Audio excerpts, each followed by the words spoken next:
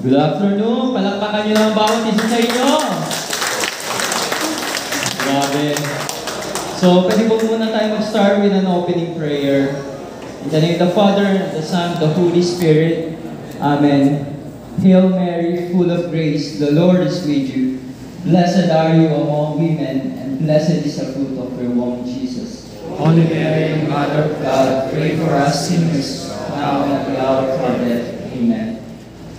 Immaculate Heart of Mary, pray for us. In the name of our Son, and the Holy Spirit. Amen. Wow! So, actually, speechless ako dahil naging part ako ng CFD Annual Convention at it is an honor na makita ko bawat isa sa inyo. I saw very familiar faces dahil iba sa inyo dito is na-interview mo na sa aking vlog at natutuwa ako na makita ko kayo ngayon in person. So, palakpakan niyo bawat isa dahil nandito kayo ngayon. Amen? Amen. So, may kwento ako sa inyo, okay lang? Okay, so wala naman akong choice, di ba? Kasi ako speaker, di ba? So, isang araw, nagkaroon ng paligsahan. Alam niyo kung sino?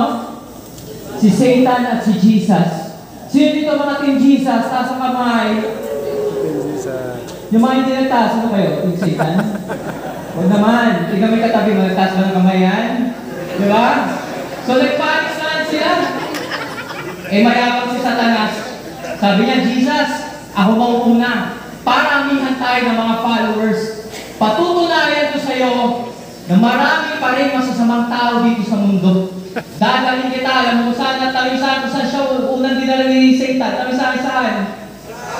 Sa mga illegal na pogo. Sa Pampanga, sa Tarlac. Hat-nahat yan, di ba? Dinala niya doon. Sabi ni Satan, Jesus, nakikita mo ba lahat ng mga nagtatrabaho dyan, mga may-ari ng illegal na pogo na yan, at mga opisyal na may-ari niyan? Lahat ng nandyan, akin yan! Sabi ni Satan. Tapos, Jesus, di pa ako kontento, sasama kita ulit. Alam niyo kung saan naman siya dinala, kami saan? Saan? Pumunta sila sa Congress. Di ba? Tapos sabi ni Satan, Jesus, etong mga kongresista, nag-say yes to divorce bill, at yung mga kongresistang hindi bumoto, lahat ng yan, akin yan. Tawa-tawa siya. Tapos, di pa siya nakontento, mayabang eh. Right, Satan, di ba?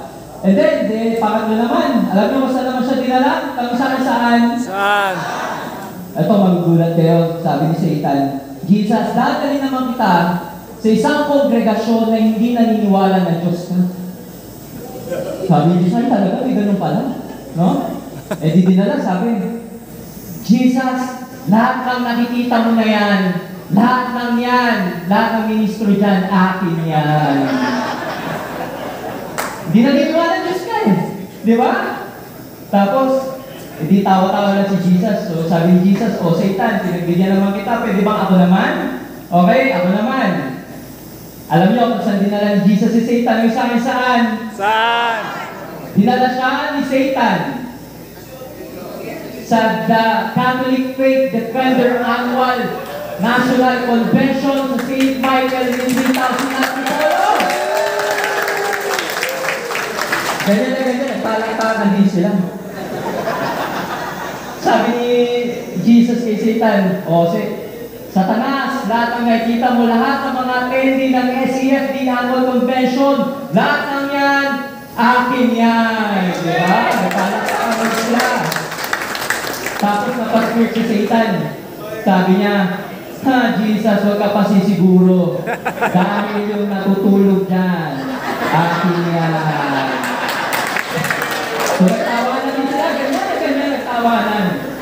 Tapos sabi ni Jesus, okay lang, Satan. Gigising din niya sa tamang panahon. Tignan mo yung katabi mo. Tulog ba?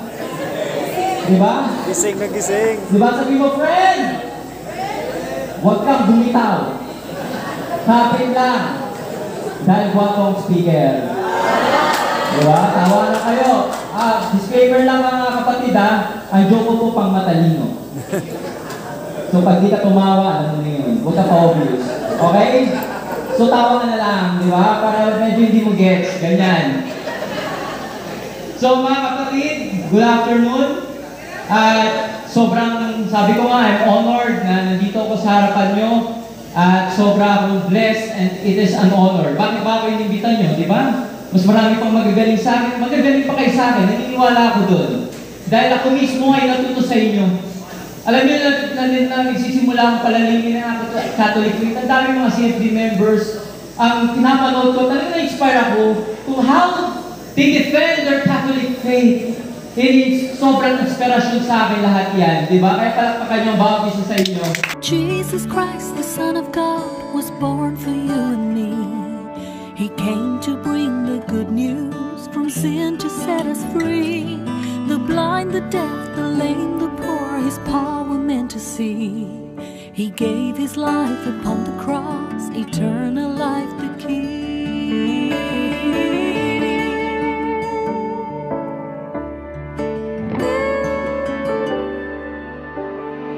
He broke bread and shed wine before His agony. We share the body and the blood in His memory. To make His message known is our responsibility. So here we are to pledge our lives to the Lord of eternity.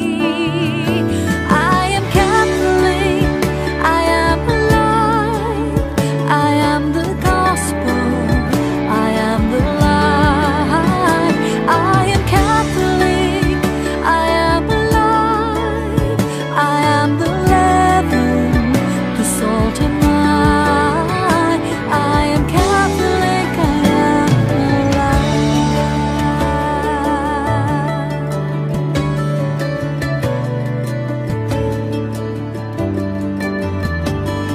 We carry Christ in our hearts, in what we do and say. We raise our voices, live the truth for those who've gone astray. Nourished by the Eucharist, we build community. So here we are to pledge our lives to the